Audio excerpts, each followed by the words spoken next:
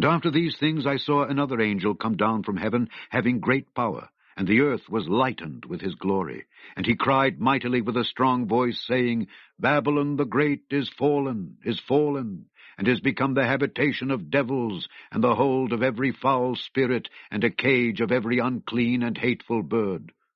For all nations have drunk of the wine of the wrath of her fornication, and the kings of the earth have committed fornication with her, and the merchants of the earth are waxed rich through the abundance of her delicacies. And I heard another voice from heaven saying, Come out of her, my people, that ye be not partakers of her sins, and that ye receive not of her plagues. For her sins have reached unto heaven, and God hath remembered her iniquities. Reward her even as she rewarded you, and double unto her double according to her works. In the cup which she hath filled, fill to her double. How much she hath glorified herself and lived deliciously, so much torment and sorrow give her. For she saith in her heart, I sit a queen, and am no widow, and shall see no sorrow. Therefore shall her plagues come in one day, death and mourning and famine, and she shall be utterly burned with fire. For strong is the Lord God who judgeth her. And the kings of the earth who have committed fornication and lived deliciously with her shall bewail her and lament for her when they shall see the smoke of her burning, standing afar off for the fear of her torment, saying, Alas, alas, that great city Babylon, that mighty city, for in 1 hour is thy judgment come. And the merchants of the earth shall weep and mourn over her, for no man buyeth their merchandise any more, the merchandise of gold and silver, and precious stones, and of pearls, and fine linen, and purple, and silk, and scarlet, and all fine wood, and all manner vessels of ivory, and all manner vessels of most precious wood, and of brass, and iron, and marble, and cinnamon, and odors, and ointments, and frankincense, and wine, and oil, and fine flour, and wheat, and beasts, and sheep, and horses, and chariots, and slaves, and souls of men.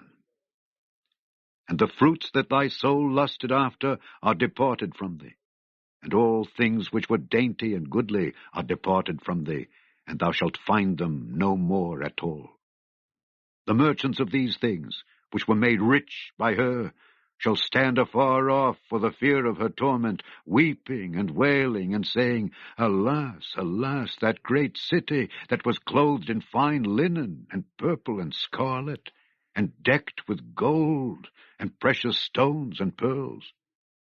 For in 1 hour so great riches is come to naught. And every shipmaster, and all the company in ships, and sailors, and as many as trade by sea, stood afar off, and cried when they saw the smoke of her burning, saying, What city is like unto this great city?